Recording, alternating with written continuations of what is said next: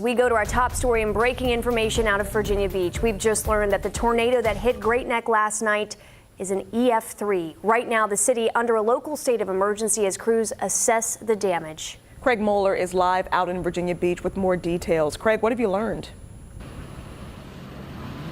Guys, this is a pretty amazing area that has been impacted. Now, the actual track expected to measure about 4 miles long. That's how long it was on the ground. The width over 200, maybe 200 to 300 yards wide as this thing touched down and moved across the Great Neck section of Virginia Beach. I'm going to talk to you a little bit about the damage and one experience that a homeowner here near Great Neck or in the Great Neck area experienced. You'll see the guttering off, you see the damage to the roof. This window blown out, you look for signs of excessive damage. Look at the shingles from a neighbor's home blown and wedged into the side of that window right there. Let me bring in the homeowner. This is Jody Shea. Jody, so glad you and your family made it through. You had a daughter that was asleep up there when that window blew in. Yes, she got startled a bit, but everybody's safe, so that's all that matters. Just as quickly it came and went. What was that like the moment it hit? Well, we hit the floor in the kitchen because we didn't know where else to go. There's windows everywhere, so we were a little nervous about trying to find an interior space, but within 3-5 seconds it was gone. I want you to show me around. Let's take a little walk here. You can see these trees down. These are not small little twigs. You can see the sizes of branches. Whole large trees uprooted. I mean, we're talking, you know, some of these trees maybe 3-4 feet in diameter. I mean, massive trees. You see the damage to the garage. Jody, let's walk around here. You told me you had fencing up here, obviously damage to the fence. What was over here? There was a fire pit here, a big propane stone fire pit. That's in the bottom of the pool. Over here you have a foundation. That was a gazebo. That is completely gone. Well, the roof is over there. Pile of rubble over there. Yep. This was all fenced. Both sides of the yard were fenced. You had damage to the back screen. I mean, I guess the point here is this is not like one side of the house got hit. The whole area did. And if I can get my photographer to come over, you mentioned your fire pit. It's in the bottom of your pool. Yep. It's way down there with the propane attached. Wow. So. Well, remarkably, Jody and her neighbors have already been coming together. Your attitude, hey, you know, this is an opportunity to rebuild. Yep, and we'll build back better, so it'll be fun. Well, good luck to you, Jody. We're going to show some more of the damage around this area again. It is extensive, and we're going to take you over to the area hardest hit a little bit later today. Craig, thank you, and thank you to Jody for showing us that damage across her house. Now, city officials just wrapped up a news conference just moments ago. Philip Townsend joins us now live in the studio with more details. Philip. That's right, Bethany. City leaders just wrapping things up about 30 minutes ago. As you heard Craig say, since that news conference ended, the National Weather Service confirming this as an EF-3 tornado. Here's what we learned from that news conference. Virginia Beach will stay under a local state of emergency as crews move through the recovery process. We're told public safety crews searched 115 damaged structures just last night alone. They expect that number to rise today as they get out there and see more. City leaders say they expect challenges this week, including what to do with the 3 schools that are currently closed. That's John B. Dye Elementary, Great Neck Middle, and Cox High School. The school superintendent says that decision should come later this afternoon.